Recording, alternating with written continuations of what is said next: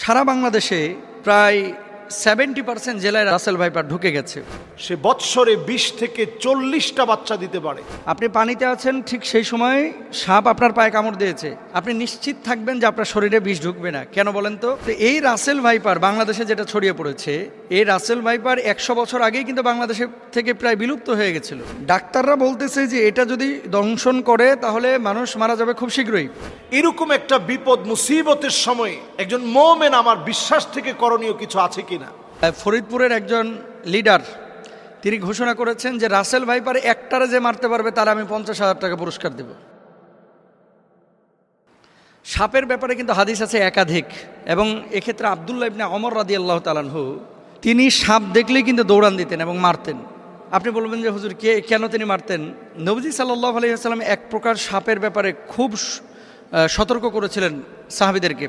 সেই সাপটা কোন সাপ দেখেন, নবীজি সাল্লাল্লাহু আলাইহি ওয়াসাল্লাম সেই সাপের ব্যাপারে আনা আয়েশা রাদিয়াল্লাহু তাআলা আনহা قالت আমরা রাসূলুল্লাহ সাল্লাল্লাহু আলাইহি ওয়াসাল্লাম বিকতলি জিত তুফিয়াতাইনে ফাইন্নাহু ইয়ালতামিসুল বাসার ওয়া ইউসিবুল হাবাল। আয়েশা রাদিয়াল্লাহু তাআলা আনহা থেকে বর্ণিত, তিনি বলেন রাসূল আকরাম সাল্লাল্লাহু আলাইহি ওয়াসাল্লাম পিঠে দুটি সাদা রেখা বিশিষ্ট বিষধর সাপ মেরে ফেলার নির্দেশ দিয়েছেন, কারণ তার দৃষ্টিশক্তি কেড়ে নেয় এবং গর্ভস্থ সন্তানের ওপরে বিরূপ প্রতিক্রিয়া সৃষ্টি করে। গর্ভে যে সন্তান থাকে, এরকম কোনো মাকে যদি এই সাদা রেখা বিশিষ্ট সাপ দংশন করে তাহলে সেই সন্তানের ওপরে ইফেক্ট করে, মায়ের ওপরে ইফেক্ট করে। এটা নবীজি নিজে বলেছেন। কোথায় আছে হাদিসটি? নবীজি সাল্লাল্লাহু আলাইহি ওয়াসাল্লামের এই হাদিসটি আম্মাজান আয়েশা সিদ্দিকা রাদিয়াল্লাহু তাআলা আনহা থেকে বর্ণিত। বর্ণনাকারী আয়েশা বিনতে আবু বকর সিদ্দিক রাদিয়াল্লাহু তাআলা আনহা, এবং হাদিসের মান সহিহ মুসলিম ইসলামিক ফাউন্ডেশন থেকে যেটা অনুবাদ করা হয়েছে, সেখানে এই হাদিসটি আমরা যদি খুঁজি তাহলে পাবো। এরপর আসেন আরেকটি হাদিস, ওয়াকাল আবতারু ওয়াদুত্তুফ ইয়াতাইনে। নবীজি কি বলছেন? লেজ খসে যাওয়া এবং পিঠে দুটি সাদা রেখা বিশিষ্ট সাপ।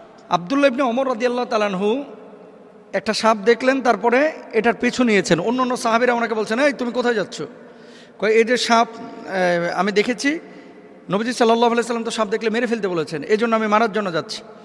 তো সাহাবীরা বললেন, তুমি কি শোনো নাই যে ঘরে এবং ঘরের বাইরে যে সমস্ত সাপগুলা মানুষের আশপাশে থাকে, এই সাপগুলো তোমাকে দংশন না করলে, তোমার ক্ষতির কারণ না হলে তুমি তাকে হত্যা করতে পারবে না। এটা নবীজি নিজেই নিষেধ করেছেন। তাহলে কি এখান থেকে বোঝা যায় যে যেই সাপটা আপনার শরীরের জন্য ক্ষতিকর, আপনার জীবন বিনাশ করবে, সেই সাপকে আপনার হত্যা করতে হবে।